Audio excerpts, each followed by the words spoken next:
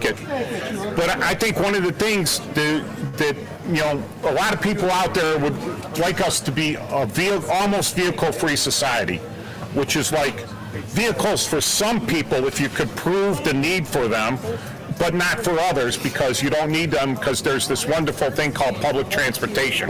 When was the last time you rode a bus, Bob?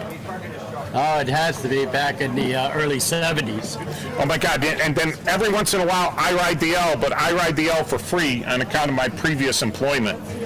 And even then, if you can make public transportation safe and easy to use, and it almost drops you off at the front door, I think that would be a viable option. But in the United States, having a car is a way of life. Right, Bob? Definitely, especially if you live outside of Chicago in the suburbs, definitely need transportation, your own transportation. It gives you a freedom, and that's one thing we like is freedom. Freedom of movement. So if you don't like where you live in, it's a little hard to pick up everything you own, put it in the shopping cart, and walk it to the next place to live. You're not going to walk too far. The weather's going to hit you and everything. Or you could just take all your stuff, throw it in the trunk of your car, and drive to the next town over. Try to find better employment and everything. But another one of my opinions on this is that without the auto industry, we would not be the military economic power we are today.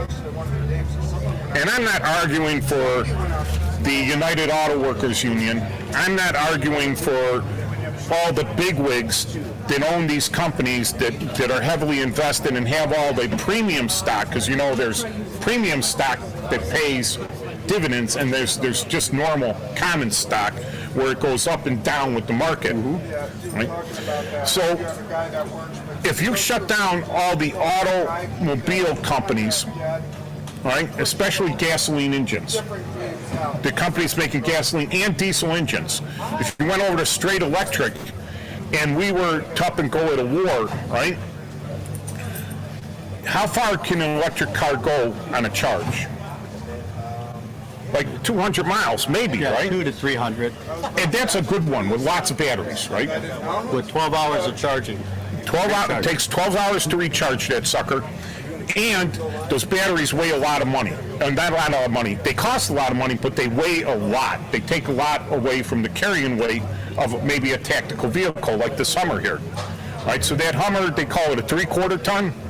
So it's got 2 axles, so it could carry 1.5 tons of cargo. So 3,000 pounds of cargo on that thing. All right? But like a Jeep was a 1/4 ton. It had 2 axles and it could carry only 1,000 pounds of cargo. But if you took 1,000 pounds of that cargo away to put an electric battery in there, now you're only carrying like 2,000 pounds, right? So you're easily 50% reduced in your carrying ability. So you get this Hummer here with the 55-gallon tank at 8 miles to the gallon. I've driven lots of miles on these things. All right, driven them, not just driven in them, driven them, right? And 55-gallon tank on that with the 8 miles, you get 400 miles out of the thing. Right? 400 miles. Plus, you get the electric lights and batteries, so you could run these things for the electric power and get the electric power out of them. They're a 24-volt system. If you had to throw, this one's got it's a command vehicle because it's got 3 antennas hanging off of it, all right? So one antenna is probably for some anti-IAD system. The other 2 are communication antennas, HF radios, or the FM line of sights, the SINGARs, so the FM radios. And so now you put the additional drain on those electric batteries from an electric vehicle with those high-powered, because they're pushing out they're trying to push out 1,000 watts each on power amplification, right? So you take that off of there and you're reducing your mileage on that vehicle even more. Right? Hoping that it doesn't get shot and the batteries don't blow up. Right. So you got to put it. just for small arms, you got to put over a 1/4-inch plate over those batteries. And what happens when you put a 1/4-inch plate over them? Batteries overheat. They overheat, you know? So my point on this, and I'm coming around full circle, is that without the diesel motors, without the gasoline motors, our defense system would be hard-pressed. Very Crippled. And producing them is a lot quicker. And producing them, in these vehicles, there's less electronic components, right? With those batteries, almost each of the batteries has electronic component, and then everything's electronically controlled to control the torsion and everything. There's a lot of electronics in there. The main things that go wrong in these Hummers are pretty much mechanical, right? And those are easier to replace and easier to keep in stock. So if the Americans suddenly fell out of love with the automobile, highly doubtful. it's highly doubtful, because what, we're Americans, right? Correct. It's in our blood. I mean, the first thing people do when they come over here is get a car, right? Correct. I mean, get a car. If you're a gearhead, you're going to get a hot rod. You're going to learn about it, right? Yep. You're going to learn the basics of mechanics. I know some kids that can't read and write, but they can tell you everything about it. Difference between a show car and a hot rod. Show car, you're carrying lawn chairs. Hot rod, you got a toolbox with you, because you never know when you're going to have to do a repair. Yep. Well, you learn mechanics. You learn a little bit about internal combustion engine and about that stuff. You learn about, what do you call it? I'm not going to say food, measurements, weights and measurements. So, you know, everything's got to be within specs, right? So, like when you're replacing the bearings on a crankshaft, right? You got to measure to make sure that crankshaft is still, Yeah, you get the shaft is still proper in bearings in specs. there. It's still in specs, and if it's out of specs, you could grind it, right? Sometimes. You can grind the journals on the crankshaft. Yeah. Yeah. But then you got to use bigger. You got to bearings. grind and polish, and then upgrade your bearing Bearings. thickness. Yeah. So kids learn about that. You know, the hot rodders. Now there's some people with, there's some people with money. You've seen the people with money, right? Yes. They've got the nice cars, they got these hot rods, they go out and they buy them, and then they pay big bucks to have them repaired. Yeah. Because they can't repair them themselves. So that'll always be another industry that our kids can learn mechanics, repairing this stuff, keeping the cars going. It's one job, one guy's hobby supports like 3 people's jobs, right? So my first hot rod was a 32 Ford 5-window coupe. And it started out as an empty space in the garage. It took me about 14 years to finish the car. I built everything and painted it all myself in my garage. And when I take it to car shows and people come up and talk to me, and I'm pounding my chest, I feel real proud, because I know every inch of that car. Something goes wrong, I know where to pinpoint the problem. These guys that buy and polish, you talk to them about their cars, and it's limited information. Only what they give you the year, they give you the horsepower, they give you how much it cost. No, I'm not shooting you down, No. but because we got to keep this car, the hot rod industry going, because slowly it's fading out, and newer generation is just not interested. They're more into the tuner cars, the foreign cars, Nissans, and stuff like that. So, Well, yeah, you know what? Muscle cars. Yeah, with the big price of gas and everything, they're always putting a thing on the muscle cars. But you know what they're doing now, right, is suddenly the auto industry, because it's almost cyclical, right? In the 70s, they went down to the Chevette and all these little itty bitty cars and little bitty engines trying to push gas efficiency and everything. And now they're finally, I think the auto industry is looking a little bit ahead as the price of gas comes down. They're looking a little ahead, and they are building bigger cars now. But they're still complex cars. It's not this thing you could work on in your the bodies are getting larger, but they still have the restrictions where they got to meet a certain weight and fuel economy, and so. Yeah, It's Fine steel on the car nowadays. A lot of the body panels are plastic. Yes. They crack, they warp, the paint falls off. Still, the engines are got to be steel. I don't think have they made a composite engine yet? 10 minutes to break. 10 minutes. The sonar just came by and went look at 10 that. minutes, and I went into Chevy airborne. Vega had a aluminum block in it. Aluminum block, but that was the same engine in a Jeep, just with an aluminum block. You know that? The Army Jeep had that 140, the 140 straight forward, GM 140 straight forward. The same exact engine as the Chevy Vega, except the Chevy Vega used an aluminum block. And what's the trouble with aluminum, Bob? They raise those. Wear, warpage. Warpage. Warp. When they overheat, that block warps. When the block warps, it bends the because I think they were still sleeved. Yes. So they had steel sleeves for the cylinders. But when the block warped, that warps the cylinder or throws the crankshaft a little bit out, and everything just freezes up on that Correct. engine. And there's no saving it. You got to throw another engine in there. So that's a big waste. But yeah, they were saving weight on the engine block. But that's a lot of the guys that I knew that had Chevy Vegas. They threw out that block and put in a V8, but you have to beef up the front suspension. You do. My buddy and me, he had a Chevy Vega, and he threw the bearings. Some of the bearings came off, and the rod was still there. Everything was still there. Just the bearing came off, and we got it out, but we didn't grind everything. We just put in new bearings. It ran for a little while longer. So my Vega had a 72 GT, and it had to have low coolant and low oil in order for it to perform. And it was like riding a go-kart around town. Yeah. No, I think your Chevy Vega thing came to mind there. We as we're kids, we deal with the cars that were handed to us. A lot of hand-me-down cars. And so I had a 63 Mercury Comet. That was a hand-me-down car from my grandfather. And that had a 6-cylinder Ford. You couldn't do anything with a straight 6 Ford.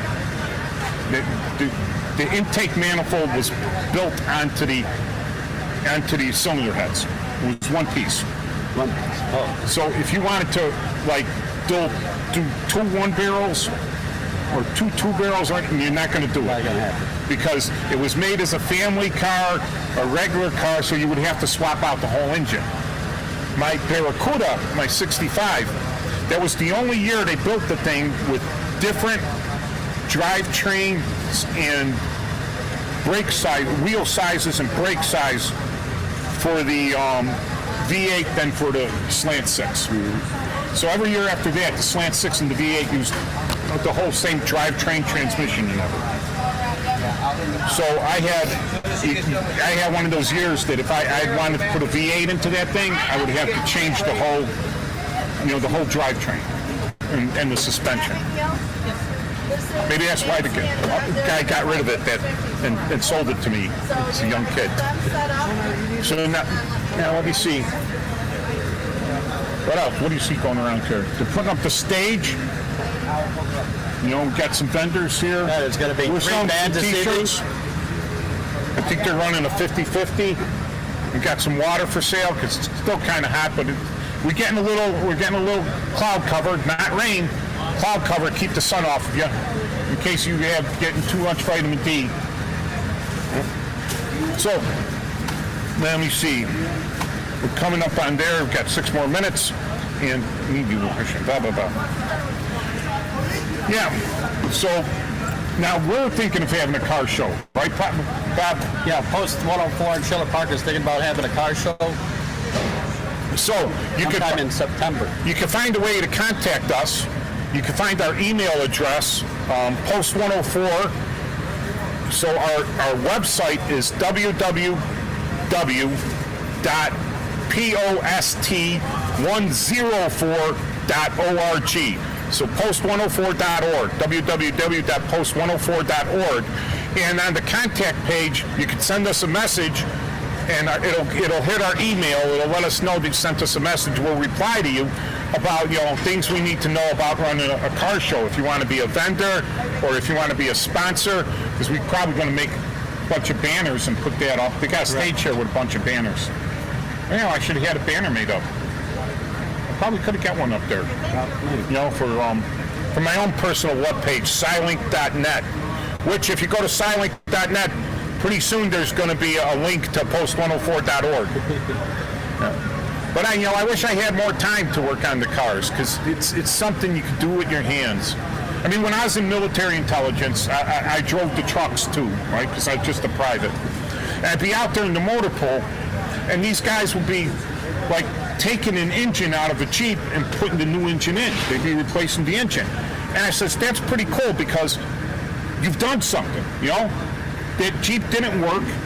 Now you put a new engine in it and the Jeep works, and you've accomplished something. In military intelligence, you're like, well, I learned something today. Whether they're going to use it or not, who knows? I just, I gathered information and everything.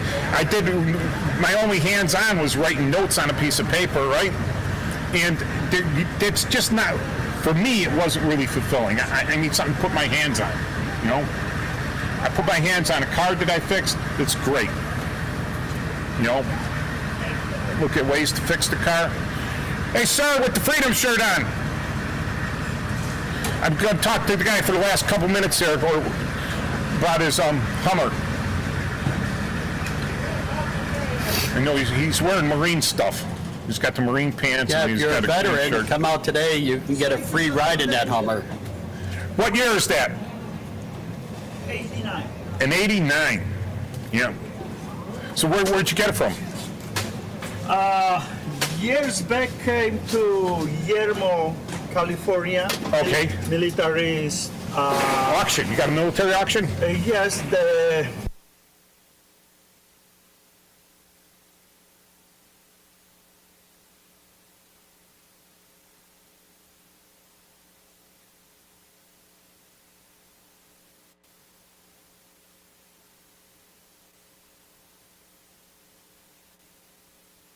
Truck. It weighs a lot more than 2.5 tons. It's just that each axle can hold 2.5 tons. So the gross weight, empty weight of the vehicle is 23,000 pounds. So when you see all these military movies and you see that 10 by 10 truck, they call it 10 by 10 because it's got 8 wheels in back, 2 in front, but all 10 of the wheels will drive. So the front axle drives and both rear axles drive. And they were going for $2,600, and the nice thing was you could run those things on everything except jet fuel. You know, kerosene, they'd run on kerosene, they'd run on gasoline, they'd run on diesel. If you had gasoline, I think you had to pour some oil in there.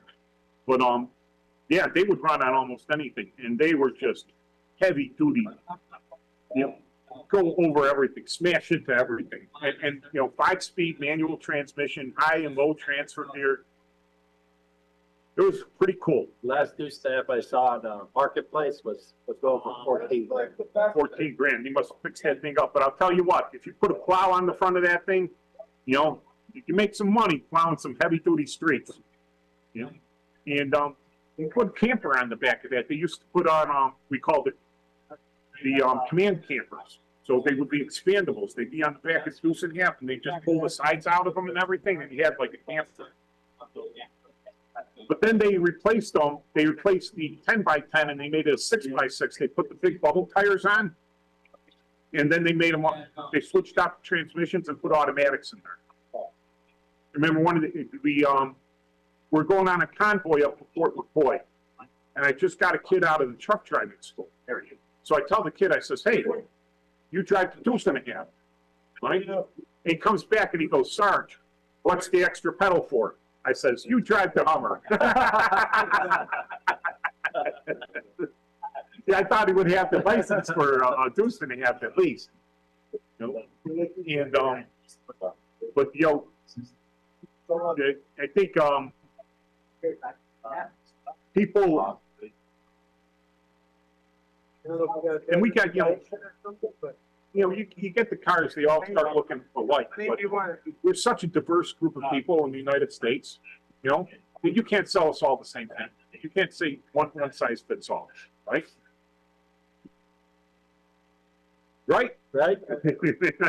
Well, back when I was growing up in the 70s and even maybe the early 80s. You could drive down the street, every vehicle had its own unique identity. Just by the taillights, the body style, you can tell the make and model. Nowadays, it looks like everything cookie cutter. They're basically all silver gray, and they all look different.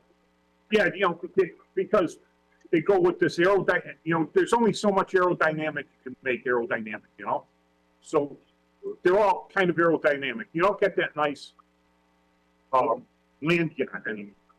So if you're going to have a land yacht, out of all the vehicles out there, and you just had a land yacht, which one would you have? I'd have to go with the 67 Coupe de Ville two-door. I would go with the 1970 Buick Christian Accord. Yeah, but yeah, that would be those are nice roomy cars.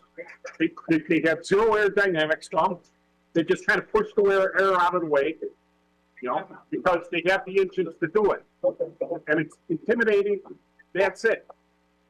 Even now, if you look at a small stand, right, they all look like Fiats, right? Where you get the little Chevys, the little Toyotas, they all kind of look the same. The mid-size sedans even look the same. The sporty cars, I have a hard time telling the difference. It's when you're right. We have different types. We have the compacts, the subcompacts, the sedans, the SUVs, and the minivans. There's not much difference. And even the pickup trucks. And then when they do try to come out with something cool looking, Chrysler had that